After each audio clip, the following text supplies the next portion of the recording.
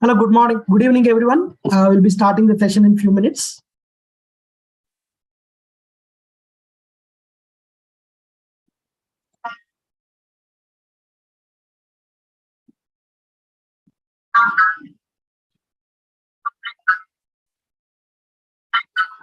Hello, good morning, good evening, everyone.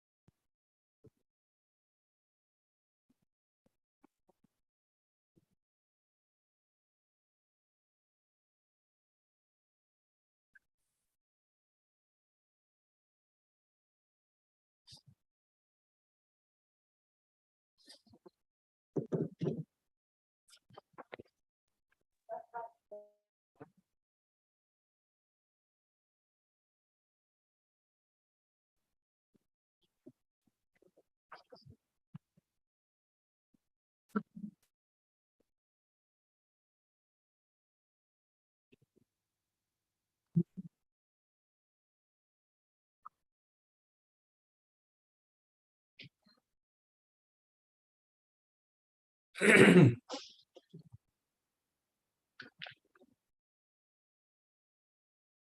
good evening, everyone. We'll start the session now.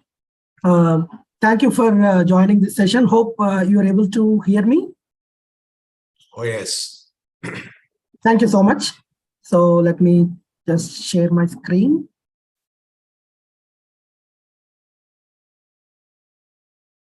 Are you able to see my screen?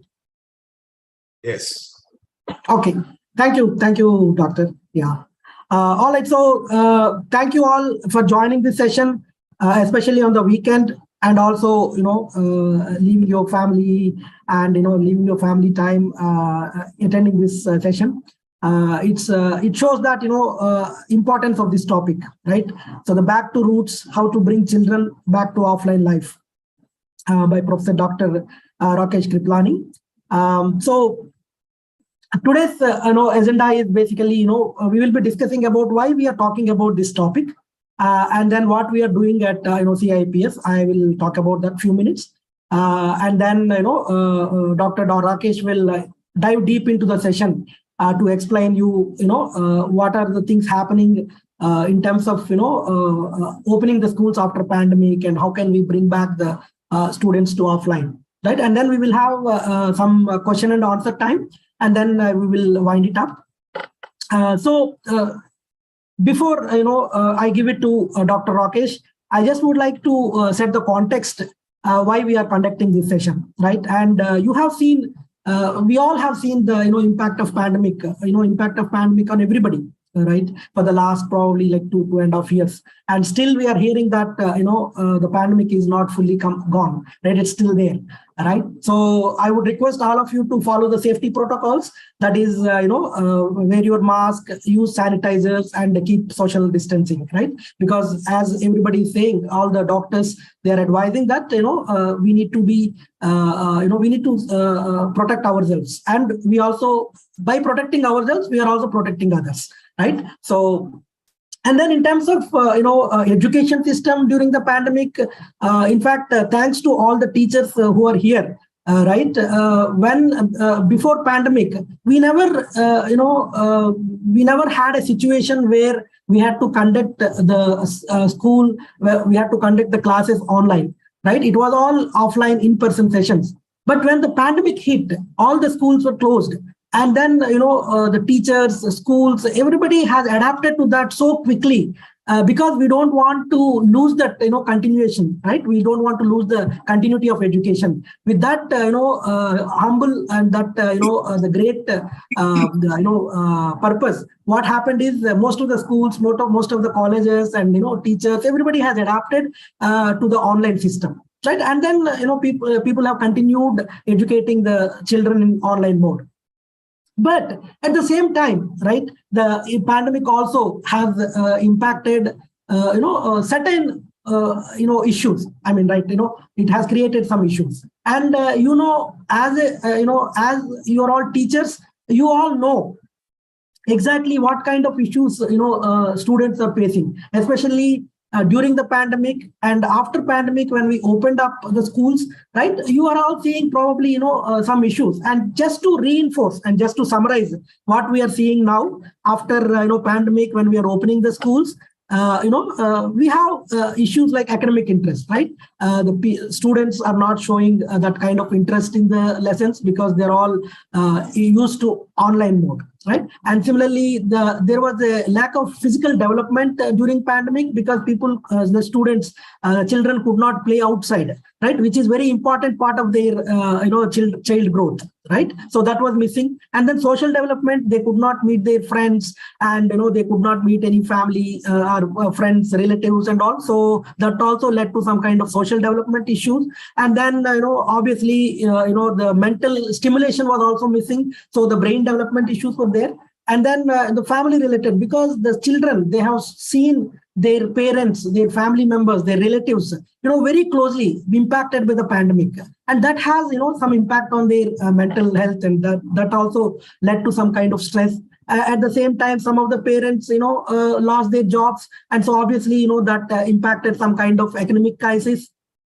And then in terms of behavioral issues, we are seeing that, the school children are irritated, they are becoming aggressive, kind of so many behavioral issues are also we are seeing, bullying and all. And then finally, last but not the least, the online related issues. So online related issues is because, we gave them the online devices to continue the education in the online mode. So what happened is, the children, kids, they're used to this kind of, online mode. And then what happened is, now though they are using the devices for the education purpose, the research indicates that most of the time they are using it for other purposes like, chatting, social media, right, Facebook, Twitter, and some kind of gaming, online gaming, and all those things. And that has become a bigger problem. So now, how do we bring them from that online mode to offline mode is our need of the hour, and that is what we are going to discuss here. That is the context. So in terms of, so this is the need of the hour and the call for action. Especially, the research indicated that 41% of Indian population, that is 55 crore people, are below 20 years of age. And 80% of this population are already, either mild or moderately impacted, or sometimes they are impacted severely because of the online addiction. And that is leading to a lot of issues like emotional issues, behavioral issues, physical issues, cognitive issues. So what is happening is, if we don't address this situation in the right time, we are ruining our next generation, because these are the people, right, for the next generation. And then these are the people who will lead our country. These are the people who will bring a lot of laurels to the country. But, but if we are not addressing this problem now, then what will happen is we are really ruining our next generation. So what we need to do as a teachers, as a parents and family members, as psychologists, as a psychiatrists, technologists, policy makers and government, everybody has to come together to address this issue, right? So it is a collective responsibility from all of us to help our children and nurture the future generation in a right manner. So that is another reason why we want to conduct this session, especially when the schools are just opened, right? So in this regard, what we are doing from CIPS is a Central India Institute of Psychological Sciences, and it is a pioneer institute in cyber psychological sciences. And we have tie-ups with national and international universities, and it has a footprints in 15 states in India, Singapore, Los Angeles, Dublin, UAE, etc. And we offer different counseling, training, in cyber psychology and cyber-related issues. And this is the first of Cyber De-Addiction Center, was set up in Nagpur, and similarly, first of its kind, we are using the technology to address these issues. And Dr. Rakesh, I will introduce him in a very few minutes. He has initiated an innovative program called SEEDS, Social, Emotional, Educational Development of Students, to address these issues, right, in schools and colleges. And he has already been, doing these trainings and workshops for various schools and colleges, across the country, right? And in Chennai, we started, this branch recently, like, around 7 months back, to cater to the needs of Tamil Nadu state and neighboring areas. And predominantly, we focus on 4 things. One is the community awareness. This is one of the programs where we are conducting now to create that kind of awareness. And then we conduct training programs. And then we conduct, the research and development also on how, it is impacting our children, adults, like that. And then counseling interventions in case if somebody is really addicted and, we need to bring them back, probably some kind of counseling is required. We do that also, right? So this is myself. I'm Vijay, and, I'm the director of CIPS Chennai. And I have a blended experience of technology and psychology, right? Now, quickly about Dr. Rakesh Kriplani, right? Okay, before going there, actually, we conducted one more session in January this year, right, to understand how to manage the online addiction. And I think around 60-70 teachers have, have attended that session also. And now we are conducting the second session. And Dr. Rakesh is a mental health crusader, and he has a postgraduate psychology. And he is one of the very few people who is having PhD in cyber psychology. In India, if you count probably like 5 or 6 people, and he's the first person probably to get the PhD in the cyber psychology. Right, and he has been associated with national and international universities and organizations. You can see, a lot of things, a lot of universities, a lot of organizations, and also he has been, featured in many media, like, in the newspapers, televisions, and all those things. Right, and some of the awards and recognitions he got from various ministers, governors, and all. He has received the recognition. I think probably, sir, I don't know whether you are there. I'm here. Yeah, I'm here. Thank you, sir. I think, can you come on to the camera, sir? I think somehow, yes, yeah. Yeah. So he's our Dr. Rakesh. And just to introduce you, he is the chairman of CIPS, and he's a pioneering cyber psychologist in Asia Pacific region. And he is the person who brought cyber psychology concept to India, right? And then he is instrumental in producing several trainings, several workshops to create the awareness. And also he launched Savadhan Cyber Safe programs in association with Nagpur Police and many states police. Actually, he works to create that kind of cyber safe programs so that people can prevent the cyber fraud. Right? You all know how cyber crime is happening. And as I mentioned, he's also launched a SEED initiative, and he has been conducting this program for various schools across the country. And he has been working as a COVID warrior, and he got the award from Maharashtra governor as well. You can see it in the right side. And he's also advisor for Child Pornography Committee, which is led by Vice President of India. Right, and then of course he's the author and of books and articles. Thank you, sir. Thank you for accepting to conduct this session today. And we have privilege to have our chief guest here. We have Dr. Prabhu.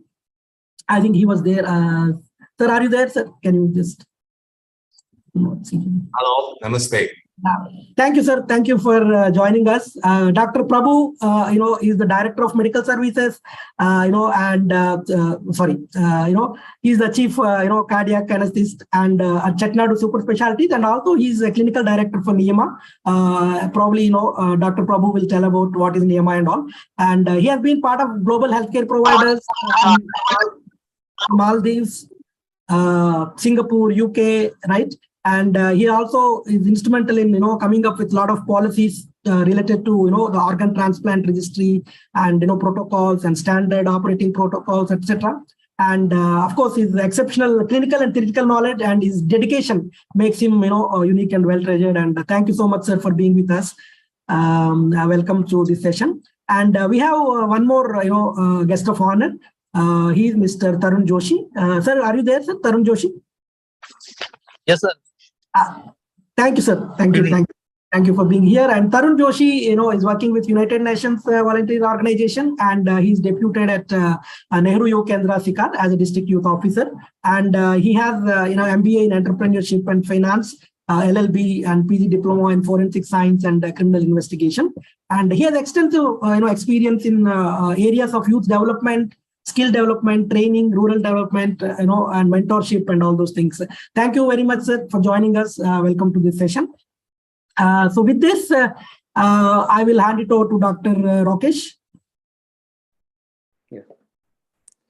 Yeah.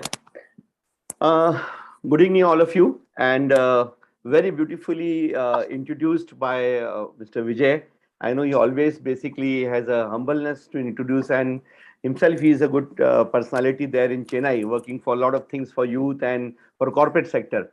And as presently, he told us, he just informed all of you that we have the honor to have a chief guest, Dr. Prabhu, and very young and charming and always having a good smile on his face. And he's the head of basically Chettinad Hospital, as well as a clinical director for Niyama.ai, a US-based company working in digital mental health. That's the first integrated digital mental health platform. So I would like to request Dr. Prabhu to have 2 words for basically as an introductory speech for chief guest, sir. Thank you so much. Thank you, Mr. Vijay Kumar. And it is a great evening and a great honor for me to be in this platform. And I take this opportunity first to thank Dr. Rakesh, Mr. Vijay Petta, Mr. Vijay Kumar, and Mr. Tarun Joshi. Yeah. And I would just like to basically touch upon a little bit about mental health and especially an adolescent mental health. Because right after me, you have a legend who is going to talk you through cyber psychology. Yeah. In my opinion, generally, mental health and education, it's a two-way street. The reason why I say it is a two-way street is to make a greater impact on children. Yeah, I think teachers as well as mental health professionals need to work with each other.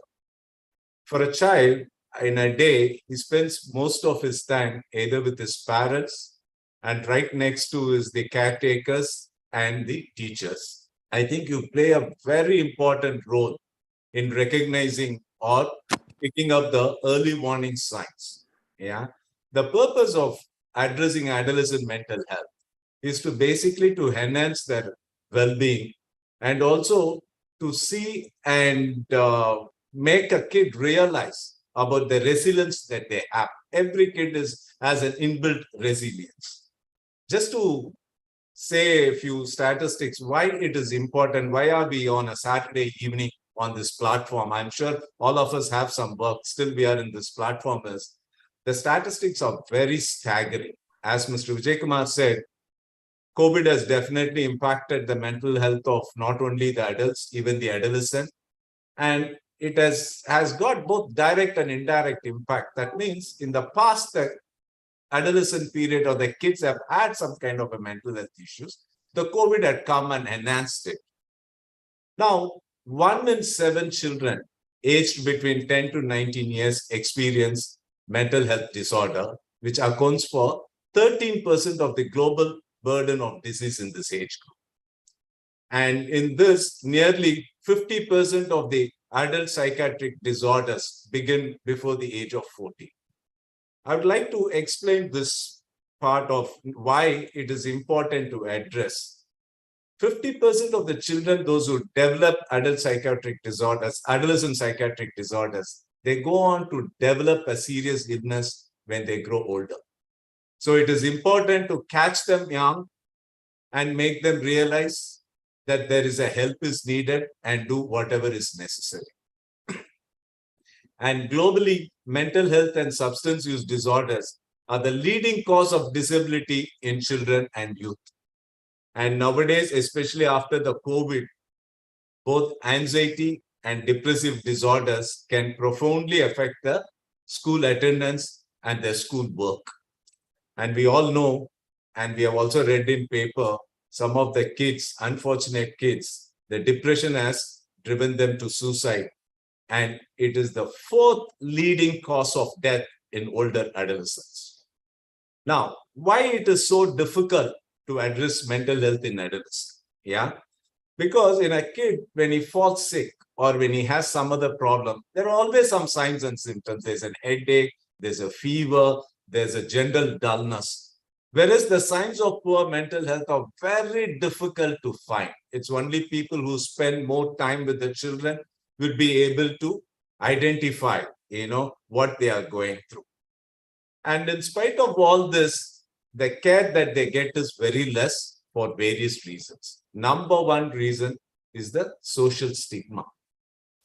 They would rather take their kid to go to see a dentist or a dermatologist or a surgeon or someone, but they feel odd to take their kid to a psychiatrist or a psychologist to counsel. There is a social stigma is that we all need to address. And another thing is that lack of knowledge and awareness. It is not anybody's fault. There's a lack of knowledge about adolescent mental health where we are all trying to raise the awareness. And the most important thing is privacy. Nobody wants to know that they are going through this. No parent wants to know that their child is seeking mental health. So the privacy is essential in this. It's more essential than the physical health.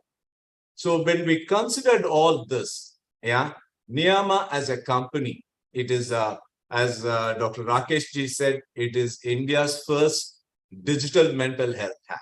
Yeah. And there are a lot of other digital mental health programs are there and apps are there. How we are different from there is the Niyama mental health is an integrated approach. When it comes to mental health, there are a lot of professionals would agree with me. There is no magic bullet. There is no single therapy or single medicine can address adolescent mental health. Yeah. So it has to be a combination of various things. So what we have done is we've brought in internationally and nationally all the experts who deal with both Eastern and Western medicine.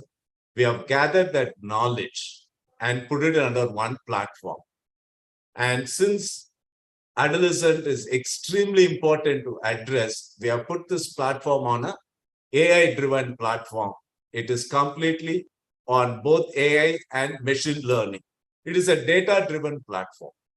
And I would request all of you to check this platform next month. And especially the teachers, I understand most schools nowadays have somebody taking care of their children physically. Yeah, that is, if anything happens, they can take care of them. And a lot of teachers that I know in Chennai, personally, I have certified them to do a CPR course if the child has got any sickness or if they have an arrest. Like that, there is a mental health first aid course. That is something I urge and request all teachers to consider and take it up, because it is a first aid course for mental health where it just teaches you or tells you to recognize the early warning signs a kid might go through. Yeah, it could be his absenteeism, or it could be inability to finish his work, or his lack of attention. And I really urge all of you all to please take up that mental health first aid. And with this, I am sure the evening is going to be quite rocking with Rakesh and his co-speaker, Mr. Vijay Pitta. Both are here to rock you guys. And I hope it is a very fun learning about adolescent mental health. And I wish you all a good luck. And we look forward to having you all on Niyama on a mental health first aid course. And I want you all to make use of this platform, which is specifically designed for adolescent mental health, which is very, very important in the current scenario. With this, I would like to thank all the organizers and the CIPS for this great evening. Thank you so much. Thank you, Dr. Prabhu. Thank you so much. That was wonderful, talk about the mental health and impact of COVID and what are the next steps. We are all looking forward for the Niyama to be launched soon. Thank you. Thank you. Thank you. Mr. Tarun, you would like to speak few words?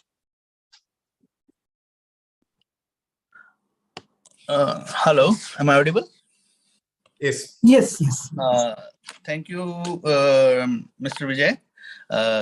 I am thankful to Dr. Rakesh that he just invited me to attend this event. So I'm feeling very lucky to have a discussion with all of you, as you teachers are the backbone of the development of a child, and the childrens are the treasure of the country. They are the thing. They are the human beings which are they can develop the country with their efforts. So you are the backbone of the development of the country. So I'm very lucky to have words with all of you. And the topic which is today, which is like organizing today, that is very important. Like Dr. Rakesh and Dr. Vijay are working with the children's in the field of this mental health, and this issue is very important for the time. I just as I studied law, I'm able to see many things are happening there in the field of the cybercrime, as well as the financial frauds as well. There is a recent story in Rajasthan, as I'm here. So before 3 days, there is a girl of age 13 years. she was just missed, and everybody is searching for her where she has lost. So her parents just saw her mobile history that she was playing the fire. There is a game, I guess, fire something, fire. I'm Free Fire. Free Fire. She was like playing the Free Fire again, and she was in touch with a person who is a Nepali boy working in Qatar. So he came here in India, in Rajasthan, from Qatar to Delhi, and Delhi to he took a train or bus towards Dosa, and then he took her and he kidnapped her, and they are planning to go to Nepal, and he has some plan to sail her or something like that. It was in a newspaper. So and the police just caught them. They just checked that that person's mobile was active in some Delhi SIM. So just doubt has been cleared, and they trap him. So it's a simple and very small story, but it's a reality of today that how a minor child of 13 years, she just fell in something due to the games and all. So we have to control the children's. So it's a very good thing that we are getting care of this issue with the help of the teachers. So because the teachers are the person who are taking care of the children more most of the time. So thank you, Dr. Rakesh, and thank you, Vijay sir. And I just also want to thank to Dr. Prabhu that he is like introducing this Niyama platform to develop the children's needs. Thank you very much. Thank you, everybody. Thank you, sir. Thank you for Thank coming, you, sir. sir. Thank you for precious time. Thank you, Tarun sir. Thank you for joining us. Yeah, Dr. Rakesh. Yeah. It's over to you now. Thank you. Sure. Thank you. Thank you, Mr. Vijay. Thank you, Dr. Prabhu and Tarun sir, for coming and grace the occasion basically with your valuable time. I know you all are so busy, but for this issue, for the mental health issue, taking time is definitely something an honor for us. And as you said, like what happened with this 13-year child there in this Rajasthan. Another case which has happened recently was a PUBG boy who was addicted to PUBG. He basically drugged his parents for around 6 months, and he was giving the sleep medicines daily night. Just he wanted to play PUBG. So daily, every night, he used to put up sleep medicines in the food, and the parents used to sleep. So I'll be talking about this thing. But today's session is something very different. And as Mr. Vijay said, last few months back, for Chennai itself, we conducted a program on cyber addiction and mobile gaming addiction. But today we have a different type of program because schools are reopening now. And now the second inning is starting. Initially, it started in March and April. But now the actual challenges are going to come in month of June, July and August. So that's why we kept a program called Back to Roots.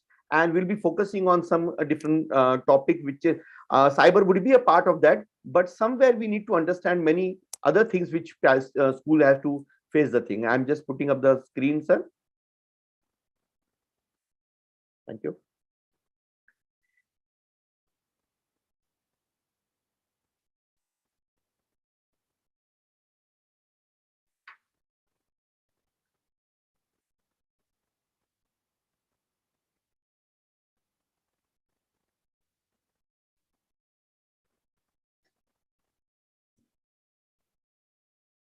Yeah, hope the slide is visible.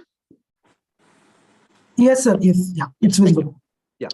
So I welcome you all. So welcome all the principals and the educators here, basically. So I'm sure basically they are all from education field, the number attendance which is there. After scrutinizing the forms, only the principals and educators, those who are related to education, they are only in this program because we are focusing typically for the educational problems rather than parenting problem. Parenting would not be touched in this program. So I'm sure, like as we have esteemed guests with us, we have you all also best at your positions and spending your valuable time here. But we are all together basically for a mission together. That's why we are here on the same platform. You too have a mission, we too have a mission basically. So we have a common mission that is basically having a better society with less mental health problems here. So I request all of you to switch off your mic basically. Somewhere in between the mic will come up and there's going to be a lot of disturbance. So please check your mic is on. So if you can put up or Mr. Vijay, just see to it if the mic is off everywhere. So what we are going to cover today, I'll just by sliding on that slide.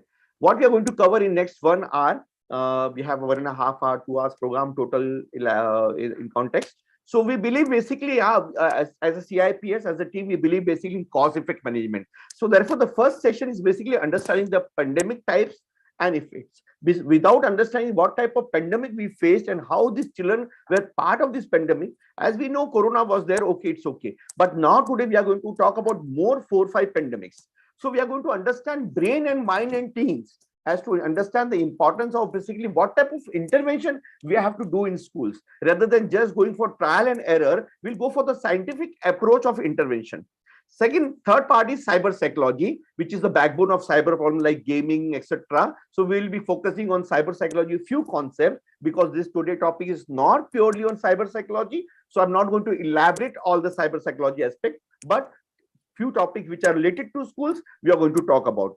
So common challenges which you all are facing as educators and directors and principals in school in last 3 months, as well as now in coming August and September, the bomb blast which is going to be there among the children and teachers, or the behavioral problem which are going to be there, that I'm going to highlight, and the interventions also. And interventions and the new methods for the new normal. So what earlier interventions were there 2 years back before the pandemic, and what type of interventions we are expecting now post-pandemic period, because there is a lot of change, lot of differences there. As you all may be noticing now, lot of fatigue, lot of exhaustive feeling you are feeling after going to school. Even the principals are there complaining, I'm getting exhausted very fast. The fatigue is there. Now it is because, is it because of COVID? Is it because of vaccination? No one knows how COVID has affected us, our behavior. But fatigue has become an integrated part of everybody's lifestyle now. So of course, 1 hour is too short to cover all things and give all solutions, but this is the start of a relation. We will be besides you with your journey throughout. If you all wish that we wanted to have interventions further also, definitely Niyama is there, CIP is there, Mr. Vijay is there. We are all going to be besides you. So next 1 hour, we are going to have 3-4 divisions. So let us start with the first part now. So what has happened now, this particular topic, if any principal who have attended my earlier sessions throughout India, I have conducted more than 1900 sessions. Maybe one of you must have attended earlier. So few topics which I used to elaborate earlier, now I'm not going to elaborate, because when we'll have some personal sessions with your school, with your another part, then we'll, but just the tip of the iceberg to understand what I'm going to talk about back to roots. So we need to understand few things. So what we have lost in last few decades, in last 60-70 years, suddenly we have been seeing that we have lost the problem solving skills. We are not able to solve the problem. The moment you get a problem, you get panic at that moment. The child is getting headaches and migraine, a different type of problem. So last few years, the problem solving skill, which was basically learned by the child at home, because of the disintegration of the family from last decades, we have seen he has to go outside to learn problem solving skills, which is insufficient through any motivational trainer or a psychologist. We have lost adjustment skills. Suddenly we have seen that adjustment has become a big problem now. We are not able to adjust now. So marriages are getting break, job hoppings are there now. Immediately you get impulse. So adjustment has become a big problem. Everybody thinks the adjustment is basically sacrifice. It is not sacrifice. Adjustment is basically give and take. So we have lost coping skills also. Coping skills means basically somewhere Sahan Shakti, somewhere we are not able to cope up with the things. So that's the reason why if a child has been withdrawn from a phone, he commits a suicide. Somewhere we see there is a depth in the family, they commit a suicide. There is an interpersonal problem in the family, husband, wife commit a suicide, because the lower coping mechanisms, lower problem solving skills has been a problem. We have lost relationship skills. Now, in last few years, we have seen 21st century is the century for relationship. Your family doctor is also basically looking forward to have a good relationship with you, so that when you go outside, you can tell somebody, I have a good relationship with that doctor, come, let's go to the doctor. Now, on the other hand, what we are seeing, somewhere now people have to be trained for relationship. So there are diplomas also. So there are a lot of diplomas going on, diploma in relationship management. So where you have to train people for relationship management. Now in pandemic period, again, the problem has started now, where we are not able to develop proper communication with anybody from outside. Many of them, they say, sir, I am meeting old friends, but I don't know what to talk to him. There is a detachment has been done. There is some communication gap in last 2 years. And that's the reason that I'm not able to get a bond with anybody outside. So we have lost the pleasure. In last few years, what we are seeing, there is a pleasure problem now. Somewhere on the faces, we can see there is some discontentment. There is something we see, there is a displeasure on the face. So in last many years, we got so many gadgets, so many instrumental things at home. But then also we are seeking somewhere spiritual and other type of pleasure so that we get a pleasure. So why this again and again getting it?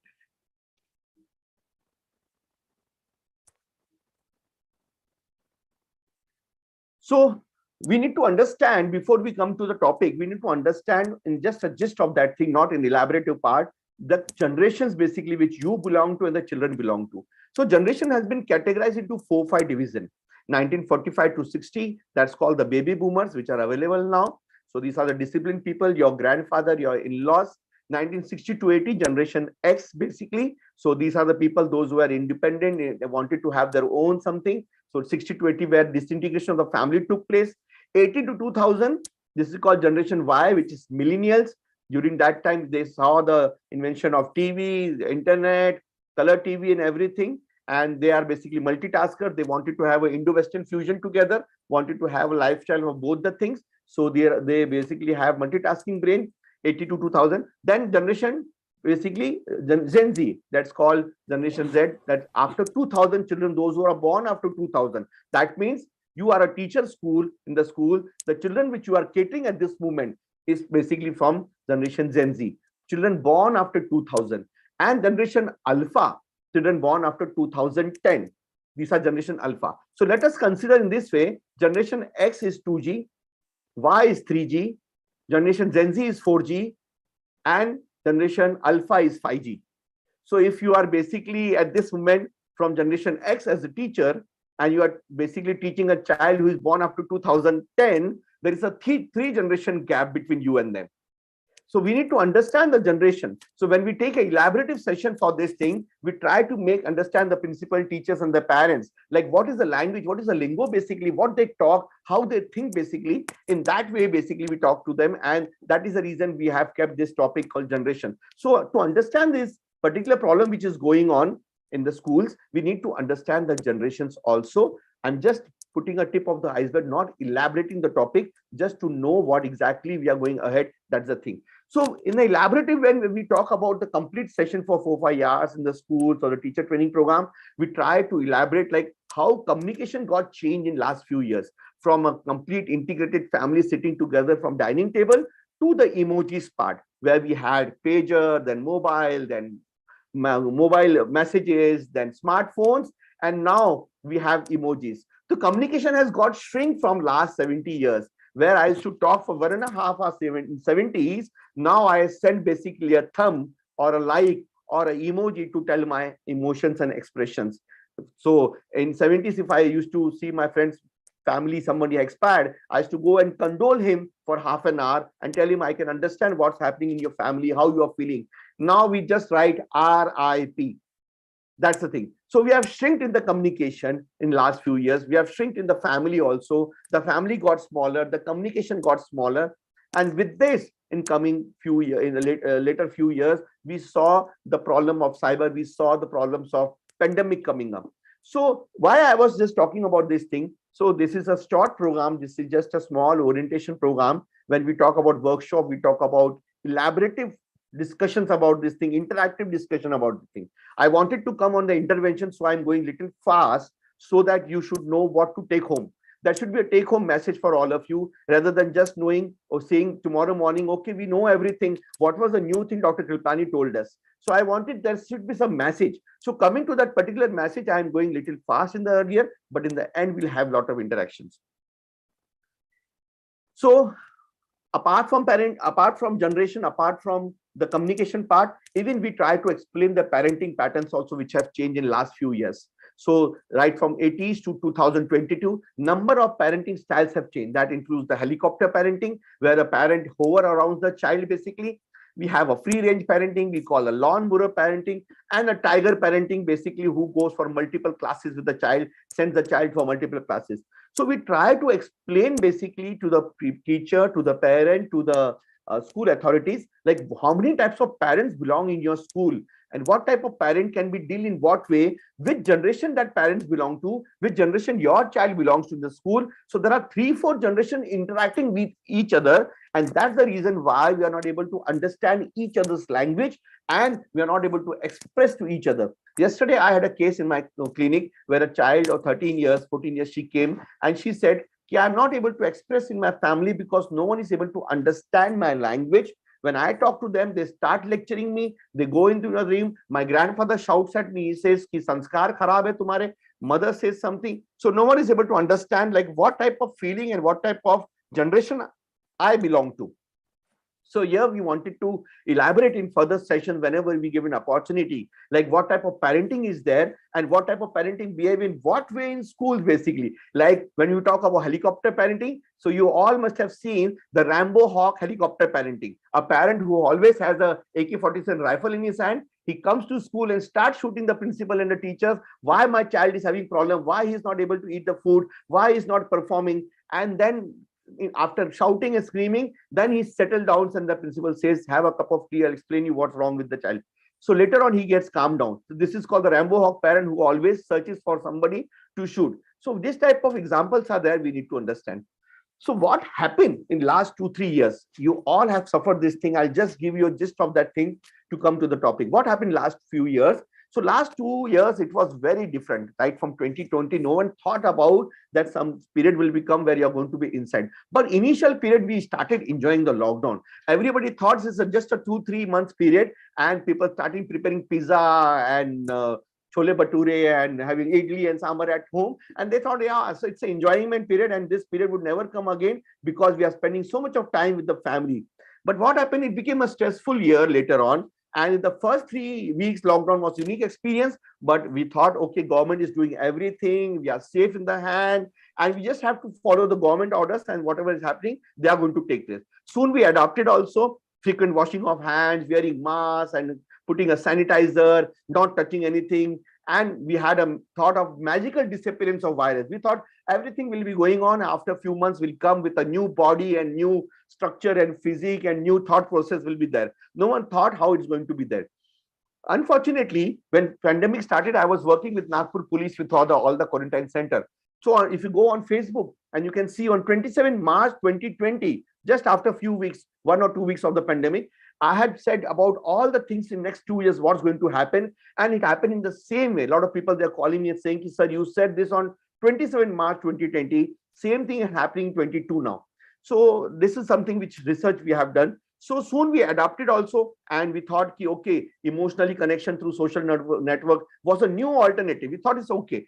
And at that time, we thought, okay, everybody is in the same boat and we are feeling the same apprehension. So we are into the same group. Everybody had a lot of sympathy and empathy with each other because we had common apprehensions, and we say birds of the same feather flock together. So that happened.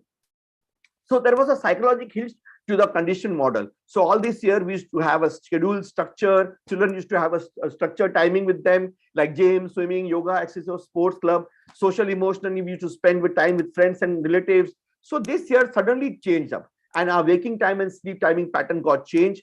Physical distance from loved ones started. We started having social withdrawal, affecting our emotional bonds. It disrupted our teaching and learning pattern from physical to the virtual mode. Every teacher had to be immediately got tech savvy. This was really appreciable. All the teachers were listening to me and the schools. This is really appreciable. India got so much well adapted with this part. Every school adopted the online method, and immediately they learned technology. Otherwise, they would have taken 20 years. But in this during pandemic, it was a boon to a lot of principals and teachers that they learn immediately the tech thing. Affected groups like basically our sports, gym, everything got closed, yoga got closed. And because of lack of activities, we lost our sleep hygiene and weight also. So this condition basically had a psychological hitch to our habituated lifestyle. Our lifestyle got changed, and basically we started changing with our own behavioral pattern also. So suddenly we thought we are out of the gear. Life chal rahi thi, there is something changed now. Whatever we were living earlier, it is changed now. So basically it started having psychosomatic symptoms with us. Suddenly we started having headaches and irritable bowel syndrome, stomach aches and other things. And now then they slowly gradually started creating disturbance in family. Initially, it was a good time where everybody was enjoying the family time. Later on, the interpersonal problems started in the family. So government was working hard. They said, okay, wear mask, we'll see some what to do, and vaccination will change. It's everything short time. We thought it's a short period, temporary notice would be there. We thought it's a temporary change in life. It's not going to be permanent. Actually, expected behavior was this thing, but we saw people started behaving in this way during the lockdown period. Rush to the market was there, and outcome was there. Then there was sudden spike, and we saw the second wave coming up at that time. We didn't expect it that it's going to be there, but suddenly we saw a second wave. And there was a conflict and change in behavioral pattern at that moment. Suddenly we saw there was angry and behavioral changes with us. Suddenly we were getting irritated. Children were getting irritated at home because of gaming and other things. We had sleep problems. We started to suffer COVID insomnia. That is, we started sleeping late at night without seeing movie, without seeing mobile, without playing game. We were not sleeping at that time. Sleeping at 2, 3 a.m. in the morning, waking up 2 a.m. in the 2 p.m. in the afternoon was a normal routine for the teenagers. And the mobile behavior also changed. Everybody got hooked to the mobile. The family who used to be against with the mobile, they too got involved in the mobile. The teacher who used to say not to be on mobile, even they started sitting in the mobile because everybody was at home.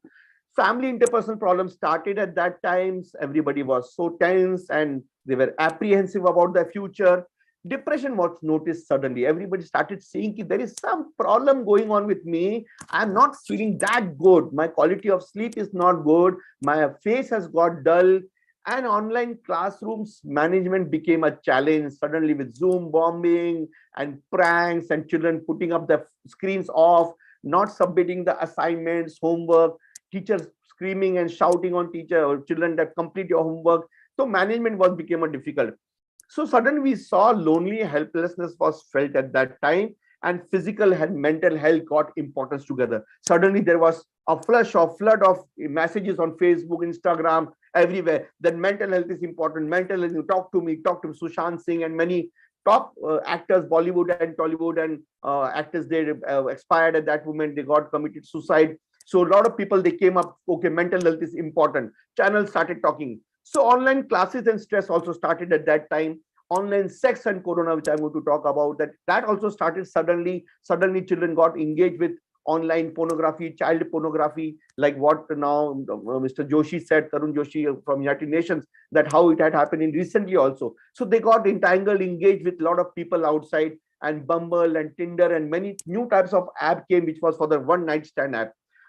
So overloading of information came up. Suddenly we thought there was some problem coming up. So much of data throughout the day you are surfing, throughout the day you are just seeing your WhatsApp messages, just seeing what is been rumors, fake news coming up. So there was a cognitive overloading. This is a technical word for overloading of information, that you are born with 32 GB, but now around 250 GB is loaded in your mind, in the child's mind. So everybody was having overloaded of information. So this happened in 80s and 70s in US, and during pandemic, India faced this thing, and we got hanged up with this.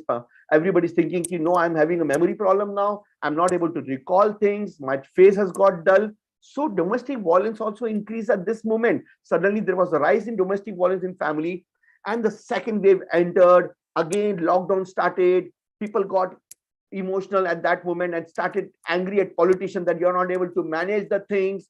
And even we were angry the people who were not following the rules, because the second wave was very devastating. So many deaths, so many number of people died at that time. So we were just blaming each other that because of these people who are not following the rules, and mess and at home and angry on each other. Now the mother who was enjoying the family, the father was enjoying work from home, suddenly felt, no, I cannot work. I cannot be at home with all these children at home. It's too difficult to manage the servants, the husband, wife, a child. They became man. So economic anxiety increased at that moment. Suddenly, everybody thought about what's going to happen. Is this virus going away or not? Or we are going to have this on and off with the shops and schools? How the admissions would be there? How the sale will be there? So economic anxiety increased. Market recession started. EMI started basically failing everywhere. Banks started sending notices, and people started feeling uncertain about the future. Then families started, okay, this is something disastrous now. In coming days, we're not going to have money. We're not going to have fees for the children. What to do now? So the future got uncertain. and the coping went down. So our coping mechanism already from like 60, 70 years, it was down. But during this time, physical reaction started and fight or flight response started. That so suddenly people came up with palpitations, breathing, muscle tightening problems in the hospitals, and they said, "Ki, I'm not feeling good." Again, after a few months, again we saw the third wave, which was mild. Luckily, we are saved in India because of third wave. It was not so bad as what's happening in UK and other countries in Australia. But third wave, we have in the mild symptoms, and we didn't notice like problems at that moment. And now we're expecting the fourth wave, which is unpredictable. Maybe it may mild, maybe we have a lesser curves, but the uncertainty thought which is coming up in the education system with the parents and the school education system, if corona comes up, if again COVID is there, are we going to close the school? Parents are thinking, should we pay the fees or not? If there is a COVID, why should we pay the fees? So no one is able to understand what's going to be the coming few days up to August and September, whether it's going to be mild or stronger. So for understanding what has happened with the children and what's going to happen in next 2 months, like how to bring them back to the school, we need to understand the pandemic aspect also. So we only know the viral pandemic. During the pandemic 2 years, we were only talking about the corona. 4 extra pandemic which were running parallel with this pandemic, we never thought about because no one was knowing initially. But I spoke this thing on 27th March 2020 about these 5 pandemics. So the first pandemic, which is viral pandemic, which you all have noticed, you all have suffered from that thing, lost your family members, a lot of people. Second pandemic is basically infodemic pandemic.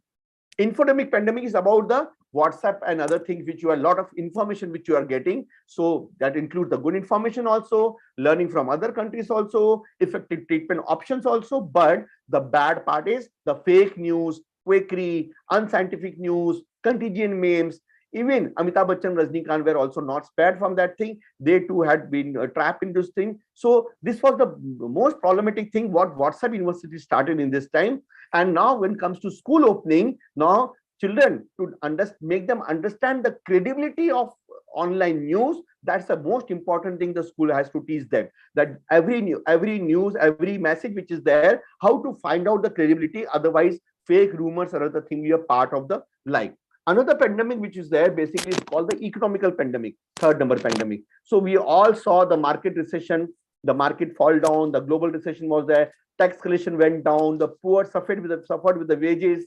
And this pandemic, economical pandemic, is longer than the viral pandemic because it will take 5 to 7 years to recover the money and recover all the things from the economical part. So economical pandemic is the longest pandemic going on along with this corona pandemic because there's uncertainty.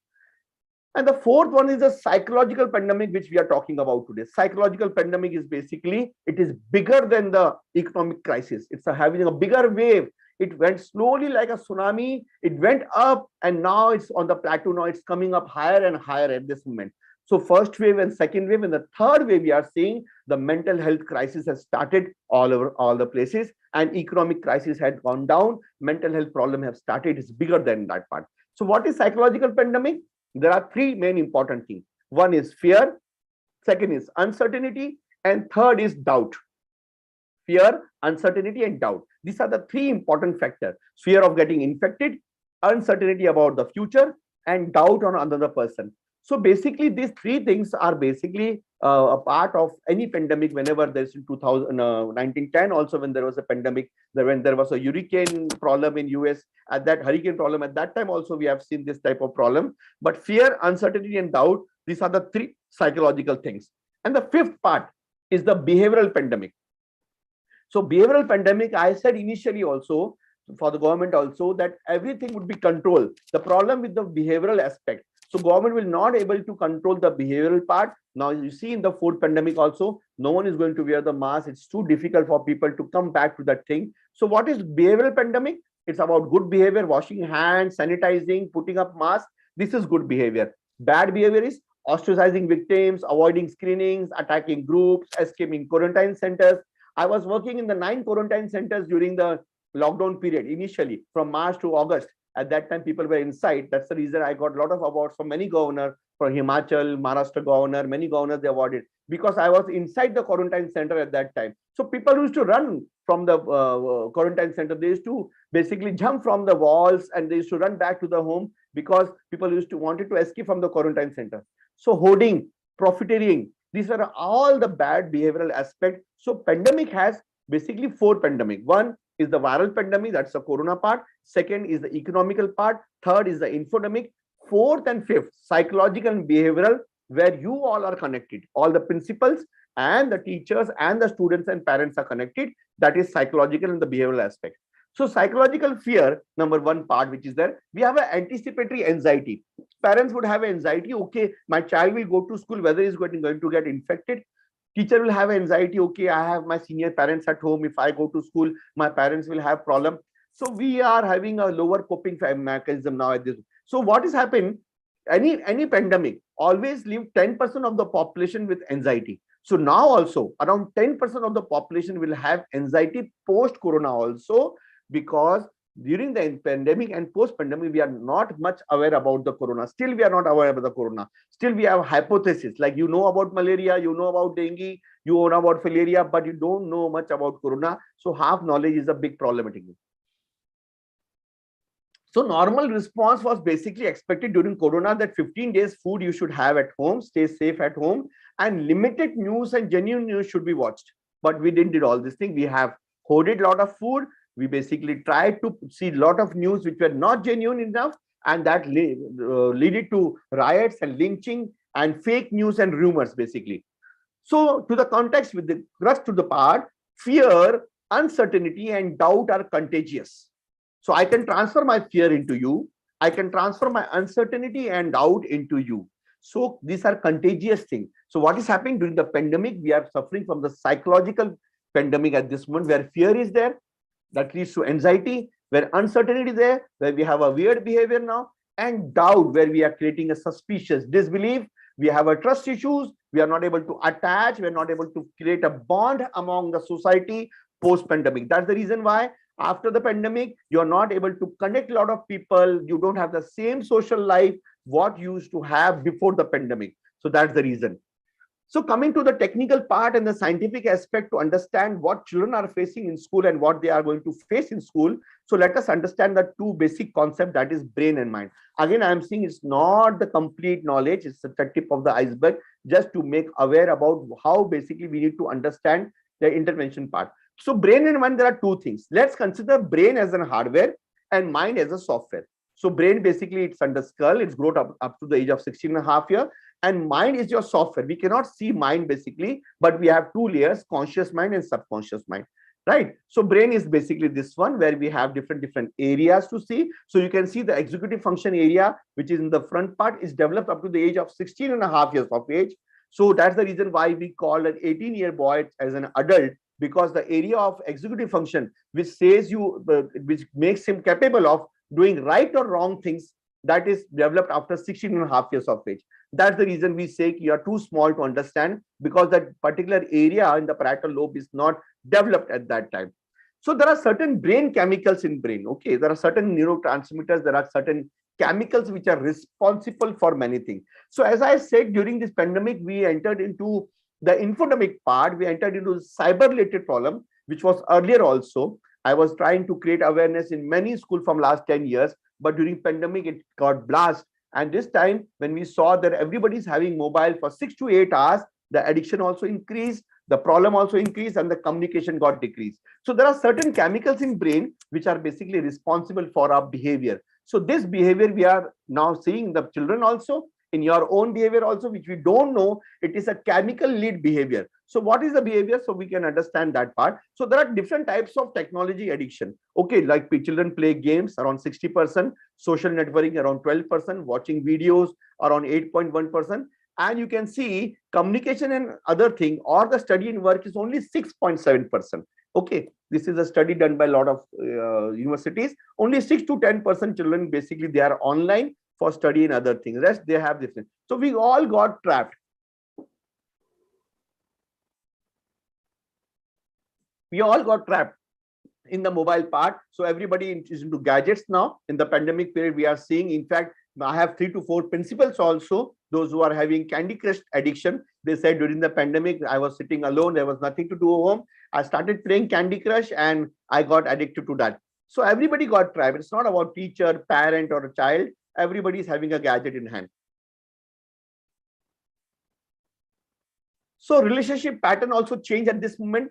At home, we all are together, but everybody busy with the TV, with the mobile, everybody having a headphone. So we all got a different type of communication at home.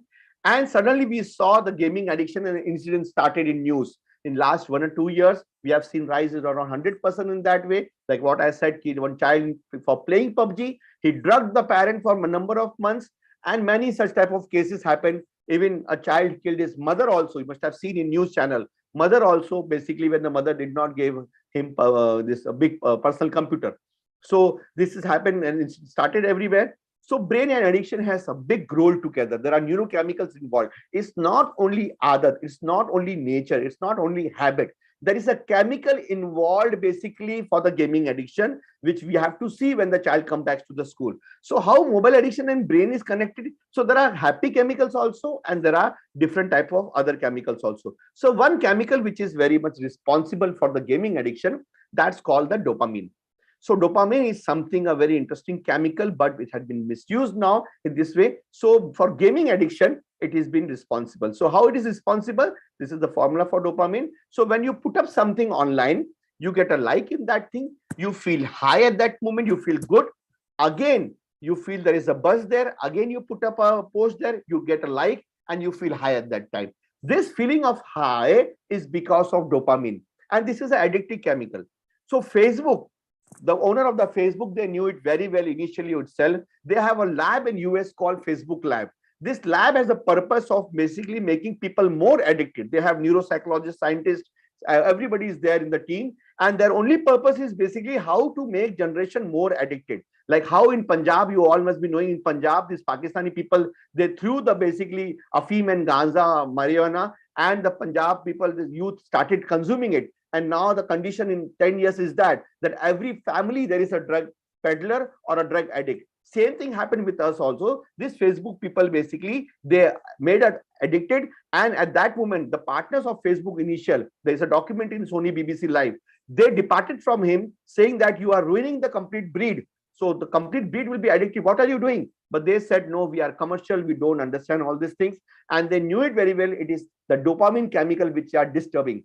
So these children, they have having a problem with the dopamine, and you can see now, I'll show you this is the PET scan stimulation. You can see there is a rich supply of dopamine here, and there is a less supply. This we can see basically in the PET scan, positron emission topography scan. So research has come up now, like how basically social media and dopamine is connected to each other. So these children, they are not into habit. They are not into basically sort of nature. So somewhere this addiction is because of one chemical, because of which their face gets dull, they feel low, without likes, they don't like it, and they want it to be online. So next time when you see the like, this thumb one, it is because of dopamine. It is not an artistic thing.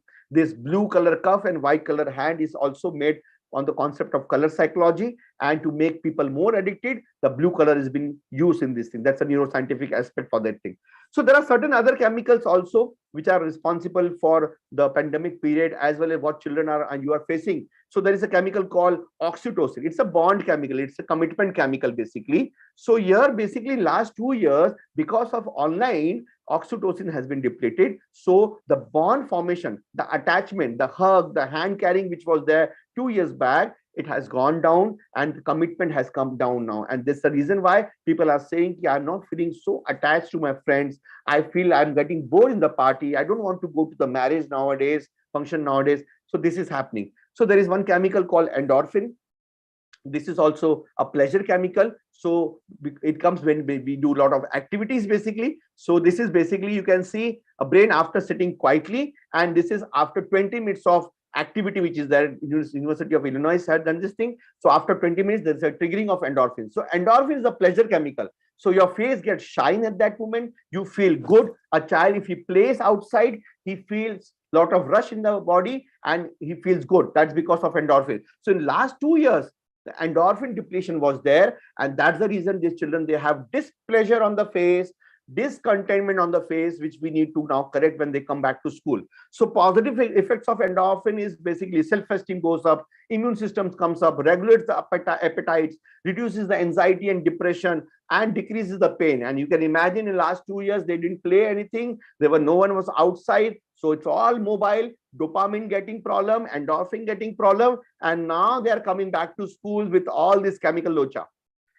So what we do basically with Niyama and CIPS, basically we try to make them aware in the scientific manner.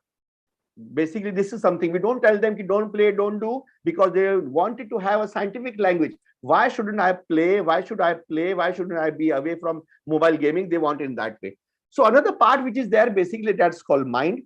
So like brain is software, brain is hardware, mind is software, conscious mind and subconscious mind. There are two areas. So if the virus goes into the subconscious mind, any virus, maybe from parenting, from school, from sibling, from peer group, anywhere there is a bitter thought in the mind. If it goes into the mind, it starts corrupting the other files, and slowly, gradually, it starts corrupting, starts buffering them. A person gets virtually hang at that moment. He's not able to take the right or wrong decision and gets trapped into that thing and falls to the online prey or mental health problems. So this virus needs to be scanned, needs to install a new software from the school, along with the antivirus in the family and the teachers.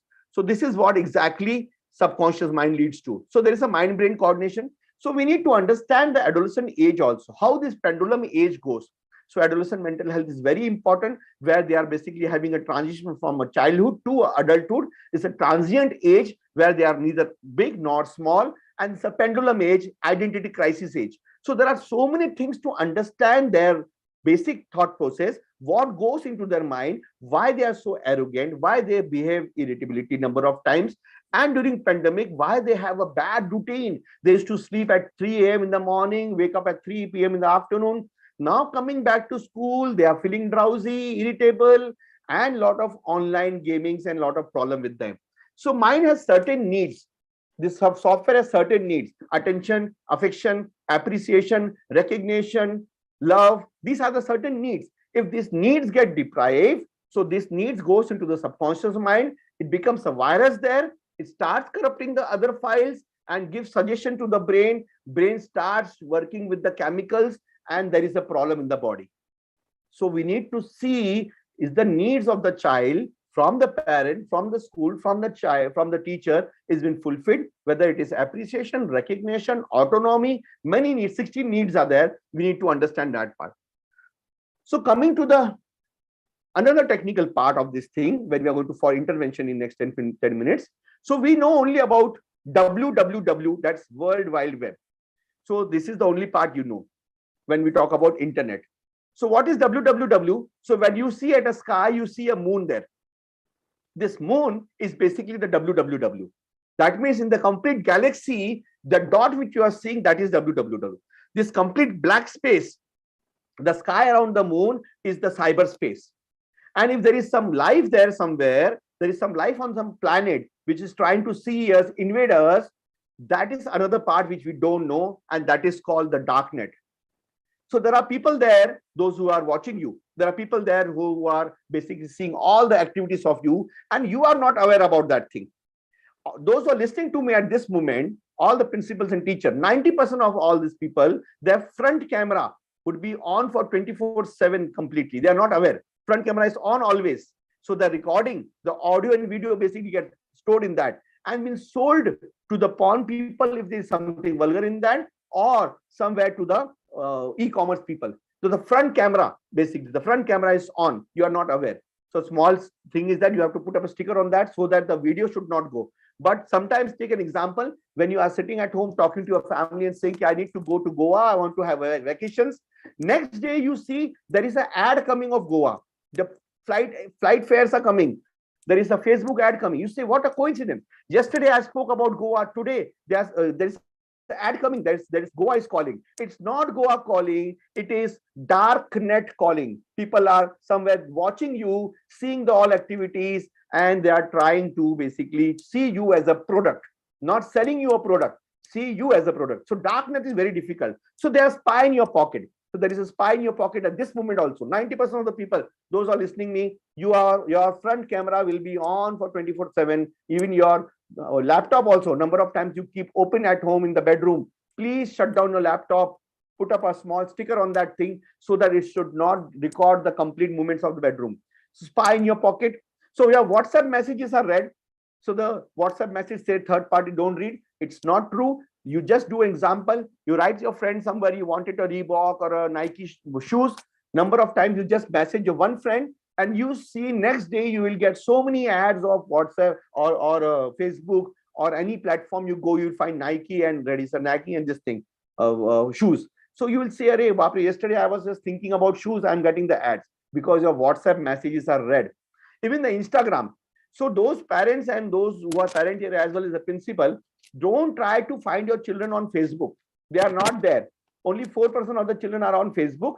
96% children, they are on Instagram with different ID, and not with a single ID, multiple IDs. So you try to find out, it's very difficult to find out. So they may be putting up their photos with their different type of activities, which you may be risky also. So they don't know this thing. Instagram is the most unsafe thing for morphing and sextortion, but they think it's a safest thing, and they have shifted to Instagram, and you may be searching basically on Facebook. So Instagram is also the most hacked thing.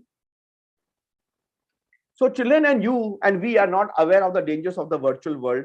And that's the reason during the pandemic, many problems have started and which we are going to face in coming days. So as you know about the Blue Whale game, which was very famous or popular a few years back, but still it is in the darknet. Still, Blue Whale has not been basically erased from that thing because this is available in the darknet part. The owner of Blue Whale, okay, the person who made this development of Blue Whale, so he got arrested in 2015. He was an unfortunate psychology student from Russia. And he was asking, what is your benefit? Okay, what is your benefit when children are committing suicide because of this game? He said, I'm just clearing the biological waste of the planet. So what was this? Basically, these children used to put up online, I am feeling low, I am not feeling good. And these people used to send them a link, want to feel a kick in your life, click this thing. And the moment you used to click, the reverse clock used to start, and then the task used to be given to the child, and the 40th, 50th task was basically to commit suicide. Elaboratively, I'm not going to talk because this topic is not about cyber psychology, but this need to be made clear to the teachers and parents and children in school that if someone sends you a link and they say, if you want a kick, not to click that thing. So Blue Whale sort of things. PUBG, a lot of people, they ask me, teachers, sir, what is wrong in PUBG? I don't know why people are behind PUBG. PUBG is the most basically having a killing instinct game where children, they go inside, they have friends there, they put up earphones, they have a slang language, they pick up the arm, they purchase the arms in that. There is a royal pass, and this group which is there, which belongs to different age, different profile. They have a slang lingo, abusive language there. The child comes out of their game, but it doesn't come out mentally out of the game. So there in the game, he has a killing instinct, and they shout each other. Go from backside, kill him on the inside, and give him a kick on the backside, kill him on the front, shoot him from the front side. This type of language is there with the abusive language. When he comes out of the game, when the mother or father says, don't play all this game, the child thinks, should I kill my father also? He has the same thought process language going on in the mind. That's the reason why PUBG children, they commit suicide, they have cardiac arrest, and they kill their parents also.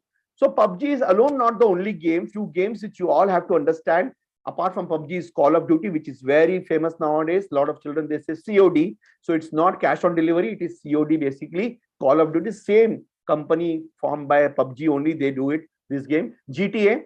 So Grand Theft Auto, this is the most addictive 10 games, which I'm telling you. This is also most children, if they say I play GTA, don't think it's an automobile game. It is basically somewhere most addictive game. Kill with Skill, again, it's a killing game. Cyber grooming is done online. A lot of predators are there. They groom the children and basically make them ready for child pornography. There is a change in mood because of all these things. There is an aggression coming up. A lot of children getting aggressed now. And for the authority, mother, father is also authority, teacher is also authority. Now when they are going to come back to school, they'll have withdrawal symptoms. So they will not be able to comply with the authority because last 2 years, it was easy for them to put up the screen and say, ma'am, there is no network. And the parents used to attend the class, children used to sleep. Now when come to school, they have to follow the set rules of the school. And last 2 years, this habit has gone. So online pranks were there. A lot of children, they used to put up like this reconnecting and other type of pranks. Now they wanted to do the same certain pranks in the school itself, which can be risky because they can use bombs, they can use electrical gadgets or something, whatever they have learned from YouTube. Zoom bombing was there, where they have given their this one links to other children, and they used to come and put up a lot of pornography in the classroom, and they used to run back. So the classmate itself, the class student used to give, no one used to come from outside. It was leaked by the classmate itself. That's the reason. So there are certain challenges. These children are using it. So this is also one very dangerous thing for the schools. Certain challenges which children are playing. This is a challenge called Chubby Bunny challenge. Chubby Bunny, basically they put a marshmallow in the mouth, and they have to see how many marshmallow they can put up. So putting marshmallow, they get choked and they die. So there are certain challenges. Neck nominate challenge, where they have to drink a lot of water. So the maximum water one who drinks, he's the winner. So they don't know the excessive sodium basically in the body, that is a content of basically sodium potassium in water, that also can be fatal at that moment. So they drink 5 to 6 liters of water at one strength, and many of them, they have died all over the world. So there is another game which is called rape play, which has been played by a lot of teenagers. So they are basically, there's a mother-daughter animation in that. The child has to go inside and basically practice the rape part. And this is very, very difficult for the society to accept this part, but it has started somewhere. So these children, they have started living another life also. So they have started selecting their own avatar. Avatar means a different face, a different ID, and they wanted to live into the different world. So in the actual world, they feel there's a teacher, there is a principal, there is a mom who's running behind me, they don't appreciate me. But when they go into the avatar room, they can do anything, whatever they wanted to do. So this is something from a game called the Second Life, a portal called Second Life, where they can have their own different faces. They can be a monster, they can be an insect, they can be a minister, whatever they want to select the face, and they can live the life. They can have their own life there, and they can have an identity, different identity there. So this is the something fixed from that particular app. This is the cat which got married 2 years back, last year, basically, with another avatar. She was a cat in that, and the person was the bodyguard of this cat. So that was the first avatar marriage. If you search on internet, the first avatar marriage in the US, that is basically this cat and the this one bodyguard. So these are all the pictures. So there they can select anything. They can be animal, insect, or human, whatever they want. And these types of DPs, if you see somewhere children are having sort of blood stains or this Farsi type of thing, or skeleton. So these are, it shows some psychopathology. There is some psychological or psychiatric problem going on. This is just not a DP. There may be some problem also. And now the most important thing which you all have to study, understand during the workshops and seminars, to be aware about where children are going and where your generation X and Y.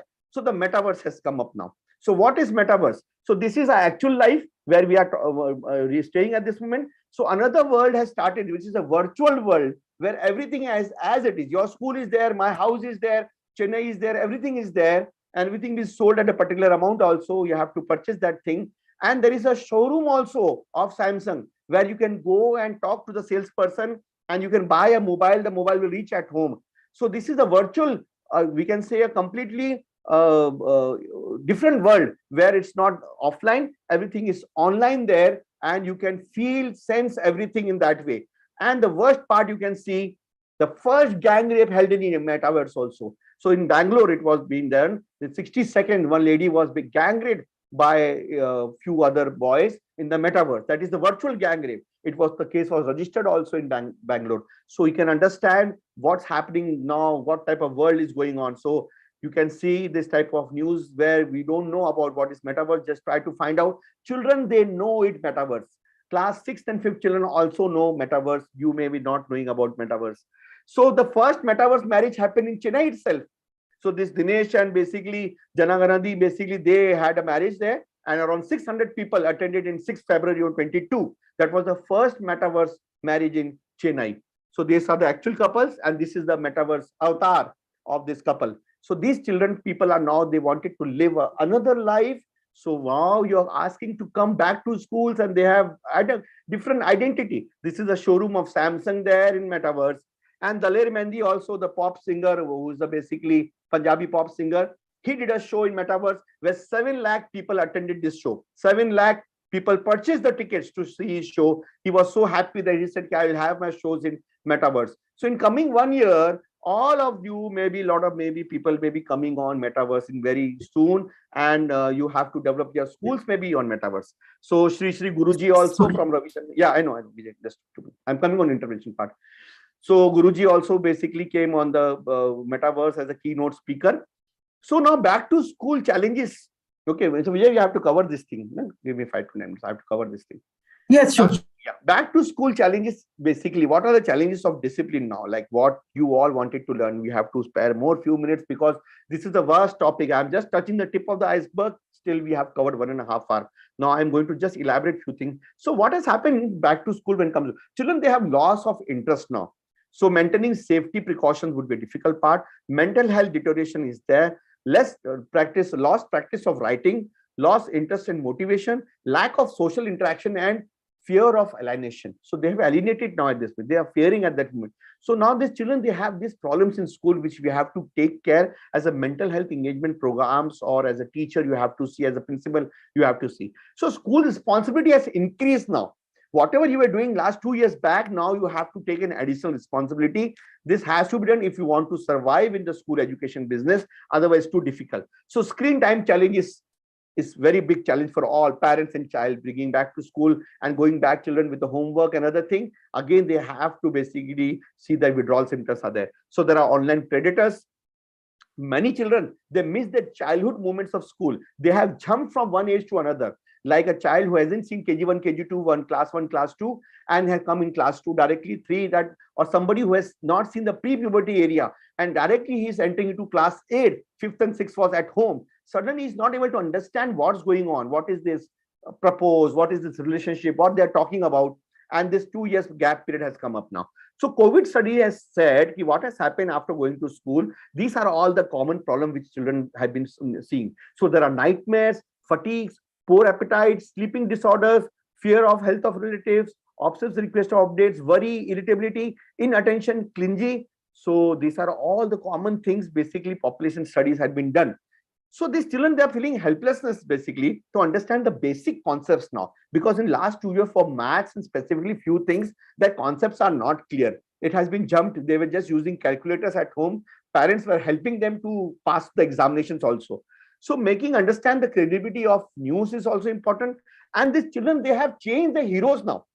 So the money heist and sort of Pushpa and many other things, those who are villain of any movie, they have become heroes now. One who is a gangster in the movie, now they like them rather than the superhero or the Krish or sort of Superman. They don't like it. The fairy tale concept had gone in last 2 years. So they wanted to be more with these people. So back to school now, panic and stress would be there. Inclusive and pandemic-based learning things have to be seen now. Teen routine, somewhere we have to check it out, how we have to work with this part. So parents are confused with this thing. Okay, how to basically help them out. So children are bouncing back at parents. They're not listening to it. Parents are saying, come back home. And after coming back home, after the school, you have to take a tuition class. You have to sleep for half an hour. They say, we are not going to listen to all these things. It's too difficult to adjust the same routine now. The internet language, lingo, that is affected now. So they have started using many abusive language in each other, because in last 2 years, because of YouTube, other thing, they have common words which are there. And like a lot of parents, they are asking the children, what is this word? Again and again, the F word, the fuck word, which is they are using. The children are trying to pacify the parents. They're saying, mom, it's just a song. It doesn't mean in that way. So don't try to scold on us. It's just a song. But throughout the day, these children, they are writing somewhere. They are using the word, this one, and we're coming back to school. They are definitely going to use in the classroom with the teachers also. So even Korean language is also in trend now. So they are using a lot of Korean language in a lot of big schools. They are using in that way. So school refusal, a lot of children, they are coming to us in clinic that they don't want to go to school. So if you ask a child, the 4-letter word rhymes with the duck, luck, and truck, you will be surprised what will be the 4th word they are going to use. So this is the study recently I did in my clinic also. The moment I said you have to write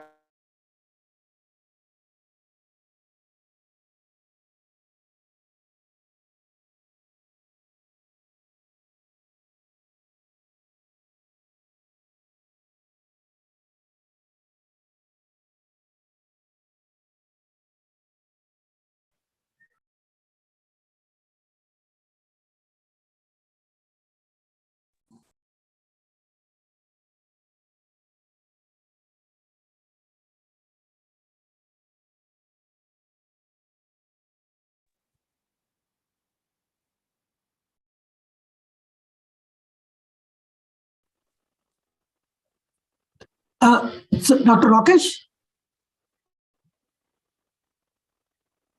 Dr. Rakesh, are you there?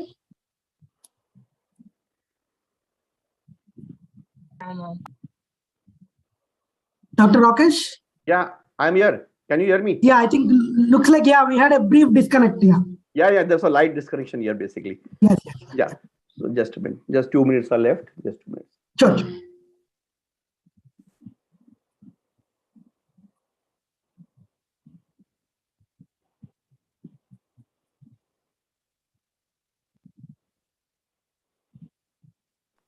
We are coming to the solutions now within this after this slide, and you all need to understand the solution is also quite big. I cannot drop in between like giving without solution. So that is something you are waiting for.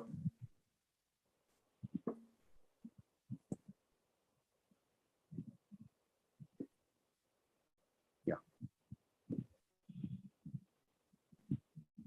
So school refusal is there. And now pandemic fatigue, which is a very important factor. A lot of people, they are themselves feeling fatigue. The parents also feeling fatigue. The children are also feeling fatigue. So children will be complaining, ma'am, I'm not feeling good. I'm feeling exhaustive.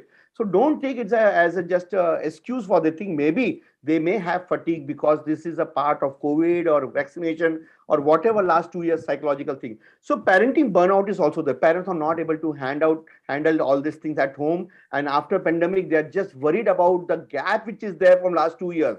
The academic backlog which is there, every parent is running after the tuition classes to find out the tutor, to make the concepts clear, and the tuition teachers, they have raised the charges enormously at that moment. So COVID fatigue is something very important which you need to see. Teen life we have to see. So what are the interventions we have to see? We have to see the school-based program which you are going to run. Is the most important thing. Health Tech Association, like what I said about like people are coming like integrated from California, and Dr. Prabhu has just told about like how health tech can be an important factor. We have to see the constructive part of the thing. We have to see offline program for children. What type of offline outdoor activities can be generated? Teachers training in handling post-COVID. This is the most important factor. As I said, we need to understand the generation. We need to understand the concept of different pandemics also, so that teacher can handle the child. Management of quality of life for teachers, especially fatigue. So you have to see the quality of life. The teachers should be proper, because we cannot ignore their quality of life and ask them to perform double at this moment coming back from the pandemic. So especially with the fatigue part, a lot of teachers, where I started workshop offline now, all the teachers, they raise their hand when I ask them, how many of you are feeling sudden fatigue? They say, sir, last 2 years back, I used to teach. I never used to feel so fatigued, but when I go back home, I sleep for 2 hours. Attrition control of the teachers. This is a big problem for the schools now. As you see, a lot of principals, they may be knowing, the management who is there, they know that teachers, they are not stable in jobs now. They are getting online jobs, and much attractive salaries they are getting basically online.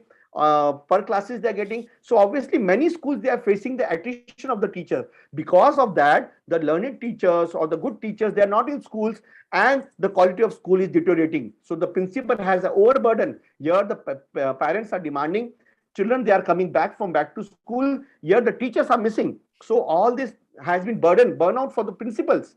So admission challenges, again, lot of admission has been withdrawn from many schools because of the pandemic recession. So now the management says we need admissions also, we need teachers also, parents say we need programs also, child says please excuse me also. Now the principal here, basically she is become a scapegoat. Somewhere the burnout is very high with her.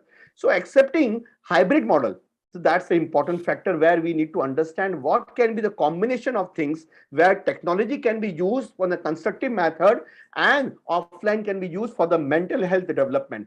Your learning can be on technology and the rest of the things can be done. So lifestyle changes and bringing back to children, that's important. So we have certain goals. So in the short, we can say coping, managing continuity, improving and accelerating. So there is a combination here for the parent, teacher and student together, where they have to connect to each other, and the school mental health engagement programs, constructive use of tech, tuition teachers, admission in schools, and all these things has to be seen. So what basically we have to see. So now there's somewhere,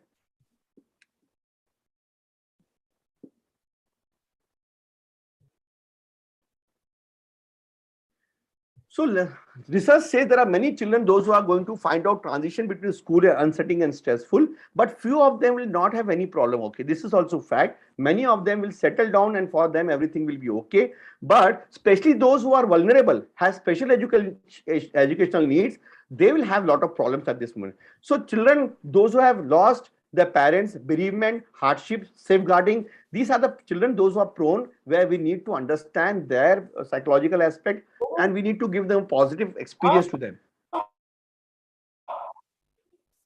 So it is important to remember that all those children will be returning to the school. This will be following a long period of absence and they need support. So basically we need to provide advice and how schools can support them. We have to see this part.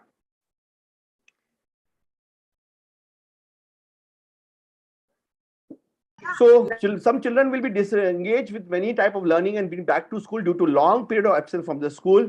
So behavior that may be expected from the children, basically like somewhere they may have missing key experiences, maybe from examinations or something.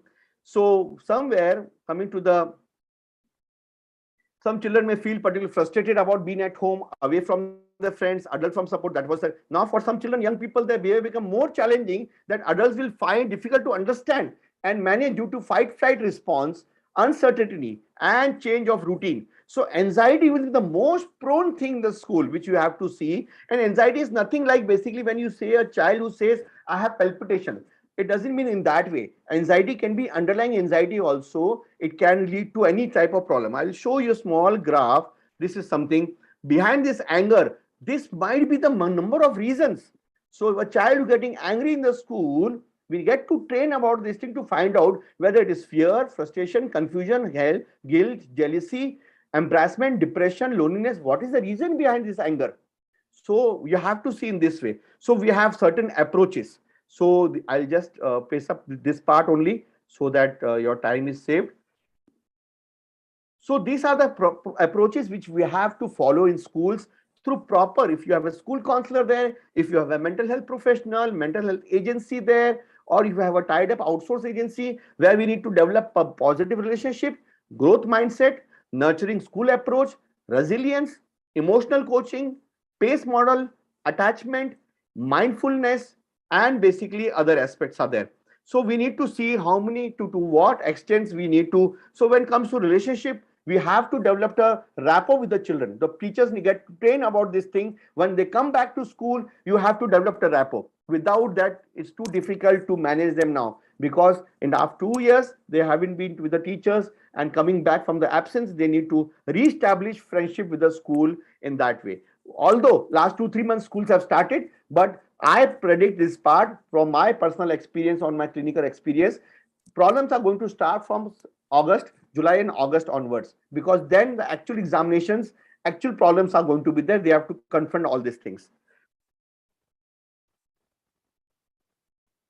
So attachment has to be formed with the children, and as a result, basically some children, they have basically lost their trauma, they have lost their parents or somebody. So there's a trauma there. So we need to find out there, like how we have to be sensitive towards that particular issues. So there are so many different modules. There are different approaches which need to be get trained by the experienced and trained professionals. Here you can see the family membership, the cooperation, the acceptance, the sensitivity, the availability. These are the 4 secure-based models for schools recommended by all the UNICEF and other agencies, which we need to see. This diagram is very important. You can click this diagram and find out where we need to get trained the teachers. It's not the training should be now on identifying learning disability. It's too difficult to identify learning disability after 2 years, because we will be confused whether this is a problem, is concept problem, whether the child is having LD. So now you have to see, first of all, the teachers should get trained for this thing. The parents should get trained. So there are 6 principles for the nurtures last part, and which you have to, the nurture part you have to see. Learning is basically understood developmentally. The classroom offers a safe base, the importance of nurture for development of well-being. So there are different all behavior in communication. So we have to see the nurture is there or not in the teachers, the classroom, in the school approach. So nurturing approach can be applied at both universal and targeted level, and it promotes inclusive, respectful relationship across the school community. So this has been proven and evidential way of treating children when they are going to come back to schools. So this is something. So there are many things to understand. Resilience, the most important fact, you all know this word. So it's the ability to bounce back from adversity. So this you have to see now whether there is a training program for children, especially for the for the teenagers, whether stress resilience program is there or not. So this program is the most important program where this from adversity, they have to bounce back to the normal part. So resilience is not a personality trait. It has to be trained. It has to be understood in that way. So there's a framework for that thing. Very interesting framework is there, which I cannot explain you today because of lack of time, but we need to go for this training for this particular thing. So resilience training for children and the young people is the most important aspect. So this is called the resiliency wheel, where we need to see that how we can communicate, how we can provide care, teaching life skills, increasing pro-social bonding. These are all the technical words, but easy to make them understand when it comes to class.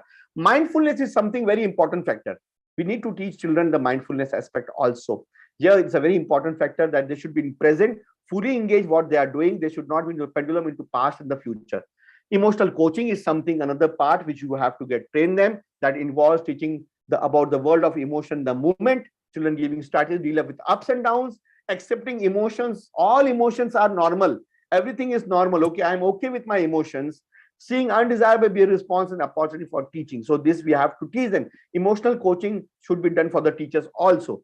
Psychosocial care, which you all are doing, basically sense of security, calm, sense of self-collectiveness and connectiveness, which is there already in schools. So there are different models, PACE models. PACE model means playfulness, acceptance, curiosity, and empathy. These are the 4 things we try to teach in schools. And OP readiness, calmness, unconsciously accepting the child makes them feel secure. Curiosity without judgment, children become aware of the inner life and sense of compassion for the child. This is called the PACE model, which try to train them. And the last and the important factor for all of you, for the principals and the teachers, educators here, we need to have a growth mindset. So we need to have this first part. This should not be a fixed mindset where talent intelligence can be developed over time. We should not think it's permanent. It's an attitude. It's an evolving part. So there are challenges, it will overcome. So every child will overcome with the challenges and we should help them. It should not be the fixed mindset that it is static. Talents and intelligence are fixed at birth. This child is like this only, he will not improve in this life. This is wrong. We should have a growth mindset. And for that, you are the catalyst, you are the caregiver at this moment. You have been given opportunity by the God that you change life of thousands of people in this planet. So this can be done. So the final thought, basically, psychological theories have common things with them, positive relationship are there, but somewhere we need to understand there's an integrated approach to mental health. We have to develop an integrated approach. This word is very important. The world, WHO, United Nations, everybody is talking about the integrated approach. The world is looking towards India now for the yoga, for mindfulness, everything they wanted from India, every meditation, everything, because they have learned that even in US, they are drinking the turmeric milk nowadays for 200 rupees. So this turmeric milk, our children are not drinking here, but they have started drinking there because they have appreciated that basically in India, everything is having a base. So we need to have an integrated, that's we always appreciate with Niyama also, with Professor Vijay Kumar also, that we are working, basically these people are working for the integrated. You're lucky to have Chennai, people in Chennai like these people, very learned people there. So integrated means somewhere we need to prepare them. We need to we need to train them for the coping part and to recover part. Prepare, cope, and recover. 3 things you have to remember this part. So for preparation, we are ready to make you train for that particular thing so that they can cope up and we have a healthy society. And day to day, there are a lot of different suggestions for better quality of life. Short of time, will not be able to talk about your quality of life. I thought I'll be giving you suggestion for you, but CIPS Chennai runs a program basically on cyber psychology for many schools now. We have the Cyber Avatar program where you can have cyber psychological concepts and all these awareness programs, as well a year-long calendar program also, which we are doing at Bharati Vidya Bhavan, Narayan Vidyalam, very reputed schools of India. We are already running program in the curriculum, in the calendar itself, a year-long program, because we think there should be a follow-up, there should be an integrated follow-up there so that we can quantify at the end of the program, was there an effective program or not. Not one single program will have any effect. we need to have 4 sessions for at least 1 class. So this is, we have different programs there. Apart from that, world's first digital integrated mental health platform, Niyama, which is launching next month in July. So Chennai, they have office there. It's a Silicon-based, California-based company, and it's a research-based company. So this is our Nagpur Research Center, where we are conducting research now, basically with Niyama and CIPS there. So slowly, gradually, India is becoming a hub for mental health, where we are trying to put light, emphasizes many new research methods to the Western countries from the integrated approach. Earlier, they used to think that they will talk about mental health. Now we are guiding the whole world. At least 30 countries we are associated, where we are training them about mental health in schools and other things. So with this, I will just put an end to my session. I know it was quite toxic, a long 1.5 or 2 hours complete saying with this thing, but sorry for an apology for this thing, because the topic is too vast. I need to go with all the topics. Half knowledge is dangerous, what I believe. Thank you, Mr. Vijay, and over to you.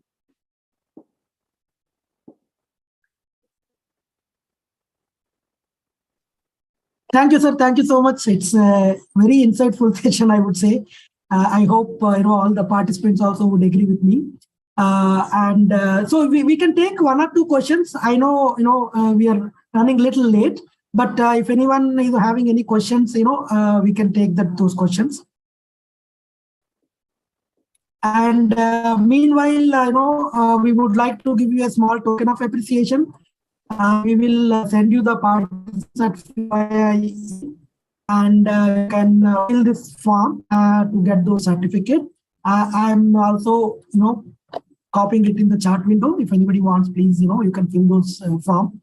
And similarly, if you want, us to provide any sessions, definitely, please contact us, and we'll be happy to, provide you any support which is required. So, any questions? I know some people have raised, their hand while we started the session. So in case if you still have those questions, I'm not sure if those questions are already answered in Rakesh's presentation. So I request all the principals. We are basically, this is our mission. This is our contribution to the planet. It's not always that we are into the commercial aspects and we are doing just the commercial programs only. This is my 1900 workshop today. I completed 1900 workshop. And out of this, I have done a lot of awareness and a lot of workshops there. So whenever you feel like, if you feel that you need to create an awareness program, a small orientation program for children, for the teachers, just Mr. Vijay is also there. I keep frequently coming to Chennai. I think Chennai has become my second home now. So Dr. Prabhu is there. We are all there basically. Somewhere if you feel that if you wanted to have a small interactive program or a meeting with you, a small interaction with the teachers, just to create more awareness for this planet, surely we'll be at your doorstep. We'll definitely be accepting your invitations. So don't think in that way, okay, when if we have some program for the this one for the calendar, then only we will be interacting. Let's make a Tamil Nadu a pilot project in this way, where a complete state teacher, we have 84 principals staying back here. Out of 89, only 5 left today. Rest, I think it's 94. It's 94 there. So 94 people are staying back from last 2 hours here. I really appreciate from deep felt from my heart that you have been listening to me from last 2 hours with so patience. So obviously there is some spark in your mind to contribute for the society. We are there for the society basically. Anything which comes under the welfare of the children, teachers, or the parents, always consider as a okay for that thing. Yes, for that thing. That's the thing.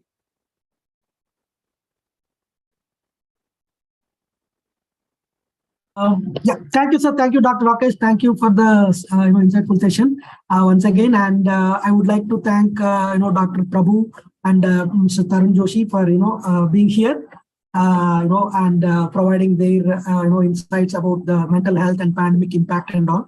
And I also would like to say my heartfelt thanks to all the teachers, principals, academic coordinators here who have been with us for last almost 2 hours patiently hearing. And it is one of the the indication that it is an important topic is that, as Dr. Rakesh mentioned, that all of you are here for the last 2 hours. Like, I think we had a peak of 100 people attending this session, and that is what Zoom can accommodate.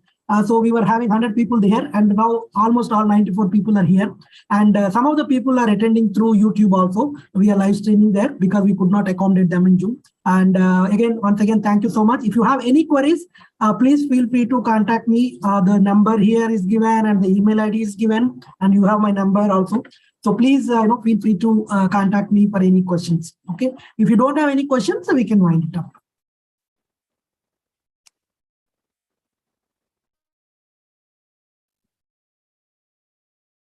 Okay, so all right. Thank you, everyone. Thank you so much. Have a good day. Have a nice weekend. Thank you, Thank Dr. Rakesh. Thank you all of you. Thank you, Dr. Prabhu. Tarun sir, Thank you, Mr. Dr. Tarun. Prabhu Thank sir, you so thank you much. all of you. Thank you. Congratulations, Dr. Rakesh, for conducting 1900 conference. It's like I very have nice. stopped. Now I have stopped counting. Today only just I remember that this is my 1900 because after 1000 I didn't got some motivation to count it now. Thank you, sir. Okay, thank you all. So we are winding up the session. Thank you so much. Thank you. Yeah. Thank you.